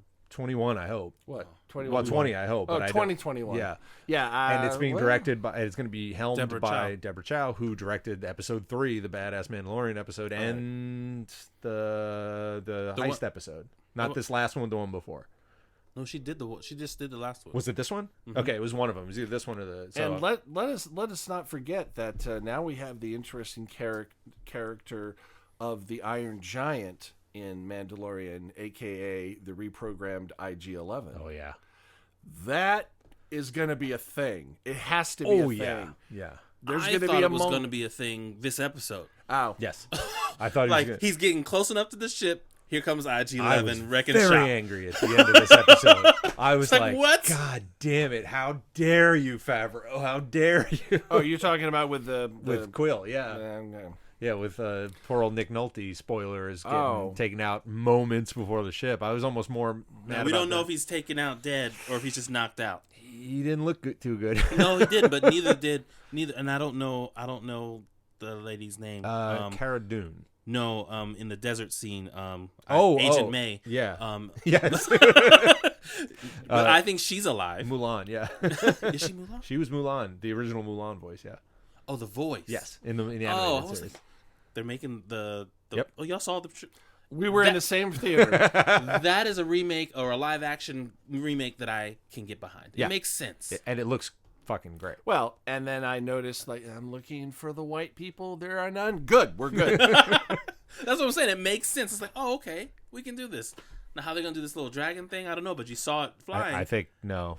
I don't think they have Mushu in it, from what I understand. You didn't see that thing fly? That was a phoenix. It looked like, but maybe I don't know. Maybe they will. But everyone was like whining that there wasn't any Mushu going to be in it. So I don't know. But as in Mushu pork. As in Mushu, the name of the little dragon. Isn't it in the Eddie Murphy? Yes. Yeah. Eddie Murphy, by the way, tonight, for the first time in 30 plus years, is hosting SNL. For the episode, are we going to get Gumby and Mr. Rogers? Supposedly we are. He has said that he will do some of his old characters. He didn't say, which ones. Will he do Buckwheat? Buckwheat hasn't aged very well. Probably not. Really hadn't aged well in the 80s, but definitely hasn't aged well now. He should just come out and do Dolomite. But what would be funny is if he did start it and then Keenan steps in like for real. Oh my God! And says, "Hey, yo, we can't. We don't do they that said, no more. Yeah, that would Brother, be hilarious. That would be pretty spectacular. This is the one episode of SNL this year that I'm expecting the writing to be pretty top notch throughout. Oh yeah, because sometimes have you ever watched Studio 6A, the Sorkin thing about between that and other interviews about the process at SNL, they lead with their top sketch. Yeah. And I've seen what they've put up as their top. I went, that's your top sketch? I know, right? That is shit. And I usually check out after Weekend Update. Exactly. You got your one performance every now and then. it's okay after Weekend Update, but most times I don't get to see it. Every once in a while, though, like one of their either the penultimate or the last sketch, you're like, that should have been your A sketch. Yeah. That was actually funny. But or at least in your first segment, like yeah. maybe not number 1, but number 3 before the performance. Before the performance happens, because Exactly. it's usually, open somewhere, a commercial. Maybe there's a little something before that. Then you have your first segment, and then you come back for a musical performance, and then you come back for Weekend Update, and then people tune out. Right, and they should know that stat. They know people tune out after Weekend Update. Yeah. Got to. But anyways, Star Wars. Star Wars. Wars. But yeah, whatever. Eddie Murphy's in Star Wars now? No? Can we? No, but the gender fluid Billy D. Williams is in it. Yeah. Oh my gosh. I just heard about that interview. You know what? Live your truth, man. It doesn't. Yeah, but then there was I an only heard interview where he said, commentary I don't on know it. what you're talking about. That doesn't mean anything to me. So I don't know what gender fluid means. So Maybe it's also fluid in your thinking about being gender know. fluid. I don't know. yeah, I got to say, Lando, that was fucking Lando. He was Lando again. Yeah. And it was And like, they gave him some nice words to say. Well, did you notice one of the words that led to nothing and made me think, what are they going to do? I don't know where I'm from. Well, Let's find let's out. find out. And I'm like, oh, really? What? Okay, now we're done. well, they couldn't, Obviously. a whole nother 30-minute subplot. I'm trying to find out where she's from. Yeah. But they don't throw out stuff for absolutely nothing. No. And it didn't look like he was, trying to romance her. Right. It was more like a fatherly thing, I would hope. Lando. So I'm wondering if we're going to have some Lando adventures. That maybe. would be pretty badass. I could, I said, because remember the Falcon has, Rey is not going to be on the Falcon forever. I would hope. right. But Lando and Chewie cruising the galaxy, doing Doing the thing crimes again, yeah. doing the crimes, doing the the running, doing whatever. Like I said, when I remember seeing the unnamed Kingdom of the Crystal Skull movie, and thinking, The unnamed. well, the shall not be spoken. not be I was about to say, like, it the was unnamed that I just saying. The Voldemort. My point, the thing about it is I remember watching that movie going, this looks like a guy in an Indiana Jones costume. Like, this does not look like Indiana Jones to me at all. And then Force Awakens comes up, and I was like, that's Han Solo. That's not a guy doing a Han Solo thing. And Billy D. Williams, the same thing. I was like, that's Lando. He had the cadence down. He had the slick maneuver. It was very cool to see. but you know what was missing? What? Fucking Lobot. Come on, man. Lobot was on. When's Lobot going to get some love, man? Lobot was on Cloud City celebrating. Yeah, that's true. Yeah, he took over. Yeah, the Tabana gas. Have you seen the Robot Chicken segment with Lobot? Mm-hmm. He's just, turning on his headphones and just like break dances and cruises and slides. Does risky business like, nah. Yeah. So with all of the Robot Chicken and what's the other one? Family Guy? Family Guy references you guys have? Yeah. I've seen none of those. Really? But I've seen all the animated Star Wars. Yeah. And you have not. Wow. Then I guess we are at an impasse, sir. No, seriously, you can get almost all of it on YouTube. It's Yeah. Just put Robot Chicken. There are some really funny bits. Maybe in someone's there. put them all together. I mean, can there's just the watch. cleanup crew at the bottom of the shaft Yeah, there's- on the Death Star, and then Palpatine drives like, oh man, I got to get a better job. But the joke is that he's down there sweeping up, and the two halves of Darth Maul fall, and he sweeps it up, and then later on, Palpatine, he's like, "Oh my god, I got to get a better job sweeping up down the bottom of this hole." right. Speaking of Palpatine, Yeah. I don't know if we're trying to shut things down or not, but are in that crowd of demon people down there? What Are those Palpatine clones? Are they Are they Sith old people? Sith people? Yeah, that's unclear. They never get close enough for you to see them. And they just chant, "Oh, no, him, no." I don't know what they were I chanting. couldn't tell either. Yeah, Sith language. They were speaking the things that C-3PO could not. Yes. Unless he got wiped. I don't know. I'm sure there will be, deep dives, and canon will come out and say what they were. But yeah, it was very interesting. I was like, yeah, it was the same thing. I was like, what are these things and who are they? And Well, they're all dead now, apparently. yes. Apparently they're all dead, but of course Rey survived. Yeah, because, because storytelling. She figured it out. She figured it out. She had a force field Yeah. to get your ship. She had a. I was really hoping that she would come with the 2 lightsabers, a pincer move, and just and lop Dooku it, the motherfucker. and Yeah, lop the head off. that's what I was like. She's gonna Dooku the motherfucker, take his head right off. But the way they did it was fine. His own lightning did it, so that's just even better. Stripped back, you know. So interesting because remember, Palpatine was just thrown down a fucking shaft. Yeah. He wasn't cut. He wasn't murdered. Oh, and he was prepping for that for a long time. You could tell. I mean, with all that stuff setting up, having a clone army, that wasn't just to have the army. That was a test of we're going to make clones so that someday, he was Voldemort. Same thing. I'm going to hide my consciousness in a thing and blah, blah, blah, blah, blah. Magic. He was pretty gnarly looking too. Very zombie. Super gnarly looking. He was creepy in the movies, but he looked like a zombie. He really did. He'd been through some shit, man. Yes, that's right. He had seen just a little bit. Just a little bit. I've seen things. And the interesting thing is how much improved he was after he sucked a little life force out of the 2 of them. He got his Jerry Garcia finger back. Yeah, exactly. It's like he's like, oh wait, I need to do some more of this. New plan, everybody. Yeah. And when you're sucking the life force out of somebody, is there like a little gauge in your vision? Because he left enough power in both of them to kill them, to kill him eventually. Yeah. Usually, if you're right I'm there, surprised he didn't just keep him as Speaking of new force powers, yeah, sucking the life force out that's one. That's a pretty bad. I hadn't seen that one before. That's a new one. This movie introduced so many new things. Yeah, but why not? Oh, that's great. It's not a complaint. It's just an observation. I guess every power of the Force is new when it's introduced. Yeah. Just because it wasn't introduced, like, if every single power of the Force was not introduced in A New Hope, then it's illegitimate. Right. Now, why would the unlimited power of the universe have limits? Yeah, exactly. Well, we'll just not talk about midichlorians. I have no idea what you're talking about. We don't talk about... I have never heard that. I don't know what you're talking about. We don't have... These little... No. Dude. But you know what the midichlorians really like? Spice. It gets them off. Oh, jeez. Big time. And I was surprised at how fast they took out General Hux. Domhnall Gleeson. It was like, oh, he's the spy, blam, and he was doing a fulcrum on them. Yes. And they took it right out. It was like, oh, he's not smart enough to be the spy. Kablam. Well, keep in mind, Kylo's been basically bullying him for the last 2 films. Yeah. So the fact that he's the spy kind of makes sense. Like, he's got some issues. He's like, I don't care if you win. I just need him to lose. Yeah. And what was funny? He's like, oh, shoot me in the arm. Boom. Like 5 minutes later, he gets killed. Yeah. Yeah, that was pretty... He just tortured himself. He was poor. I feel actually almost bad for that character because he was kind of not good at anything.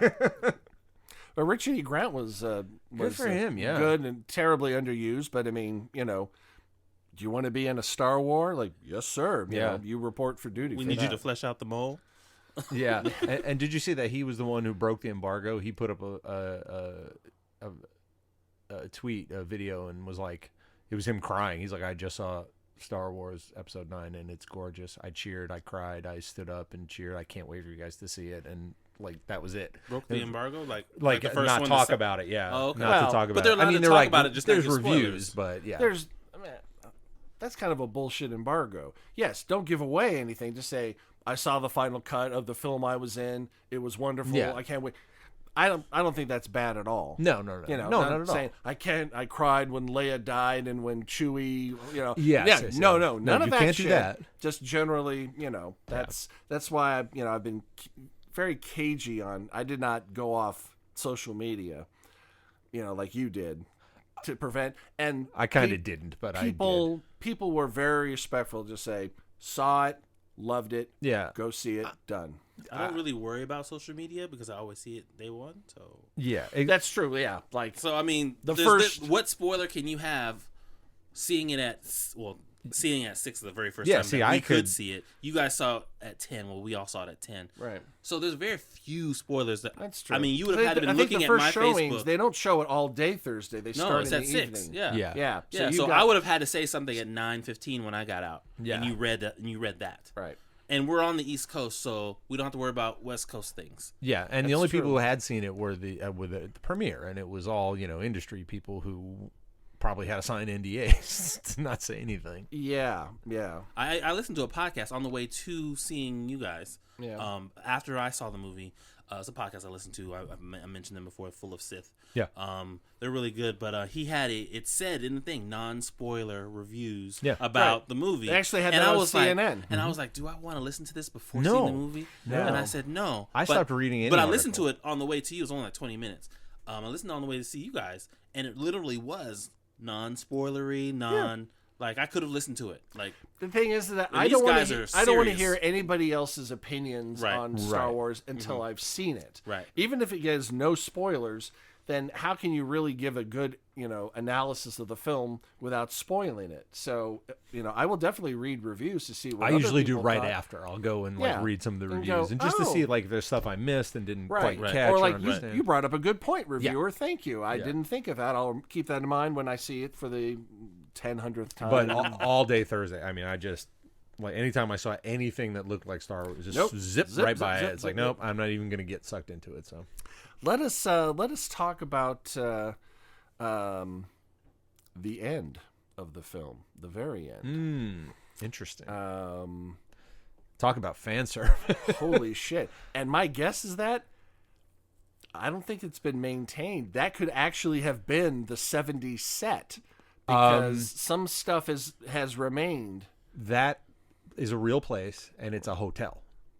Oh, so it has in been Tunisia. Yeah, it's a real place. They're actually giving away. I have been planning for my 50th birthday to take a trip to that hotel.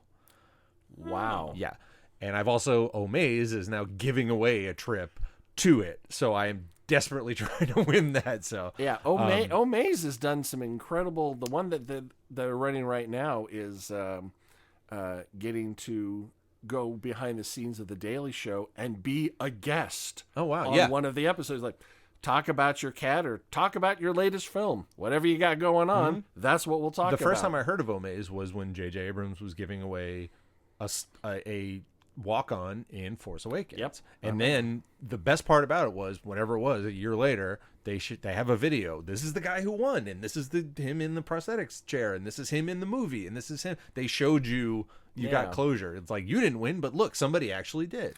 And for these little tiny things that mean almost nothing to the film, in the sense that, oh my God, what's that guy doing there? They make it. Was the person in the cantina? I think he was in Maz's cantina. Yeah, I think he was in Maz's. The cantina like scene. The one scene. Every scene has a anybody, cantina. Anybody could be in that scene. Right. You're sitting way over there. Yeah. and you just act can like say, you're talking. That's me over there. That's me. Yeah. It means nothing to the film production or to the story. To the storyline. It helps raise awareness of the film in and of itself. Of course, Star Wars doesn't really need that, but it raises money for charity. Yes. From people that never would have thought of this charity or that charity or maybe any charity, and all of a sudden like, oh, that's something that's in it for me. Right. A tote bag. No. Oh my God, I'll walk in on Star Wars. Yes, please. Yeah, the latest one I did was it's a trip to Tunisia. It's that hotel. It's like the gorge where the Jawas were. It's like a whole like catered trip. I forget what other. It's like all the sites around there that where Mos Eisley was and Star Wars tourism. Star Wars tourism. Yeah, and there is you can.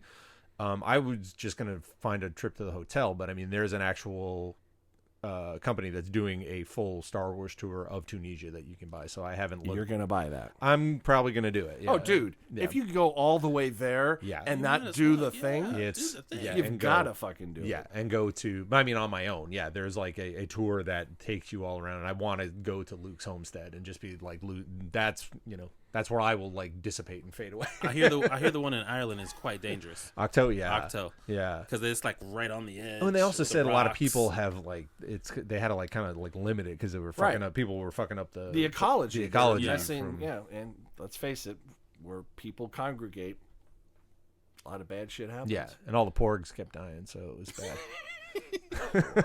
But they are delicious. So yes, I like to eat the big dewy eyes first that look at you while you're eating.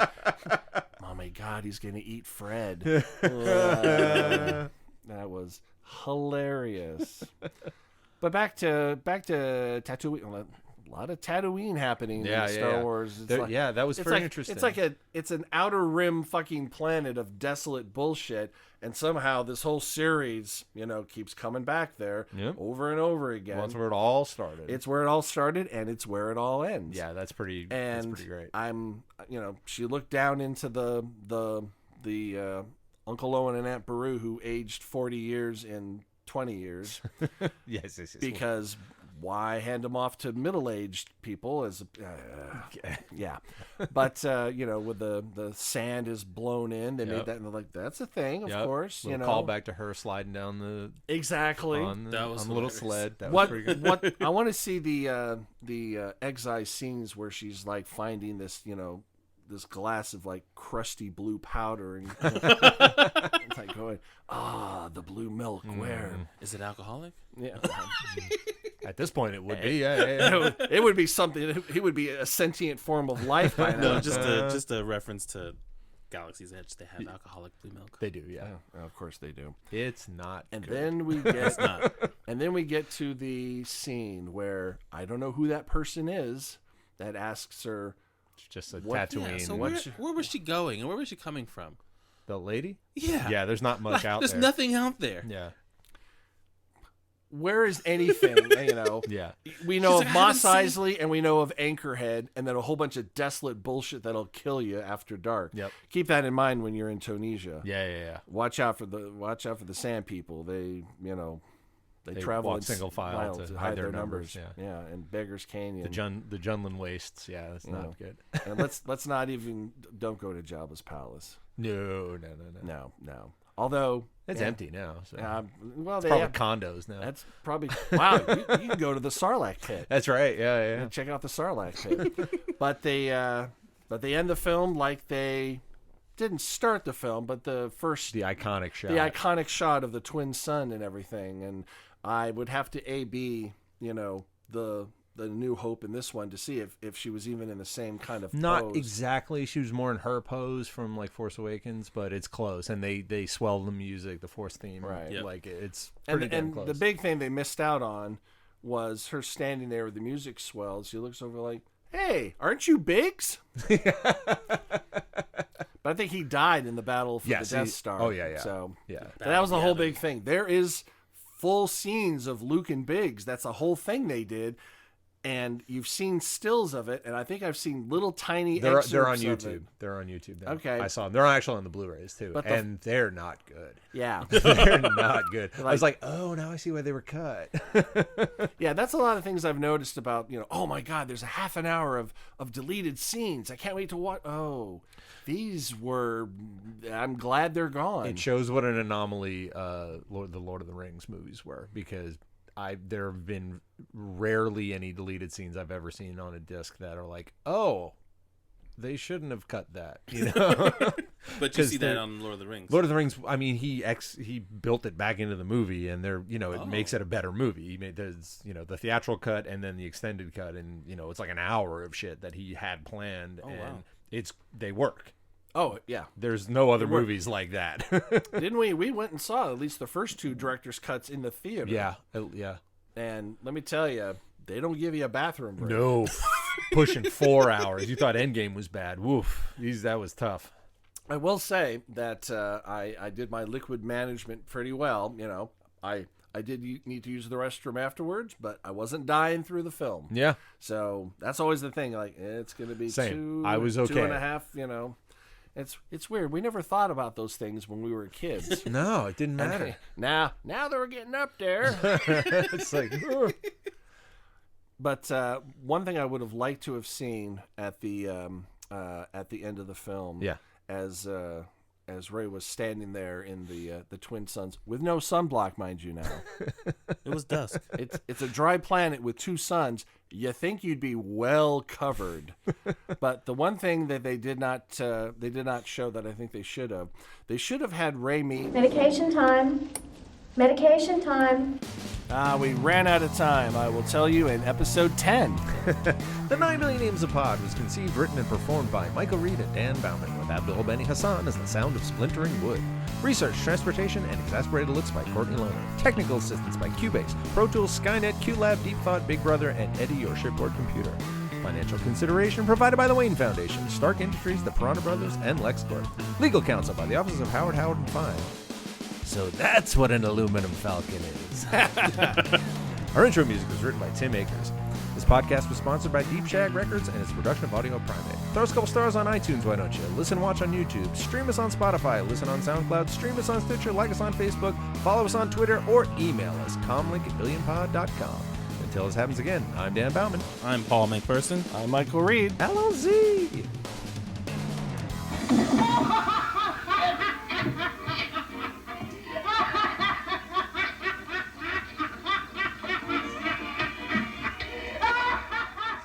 Audio Primate.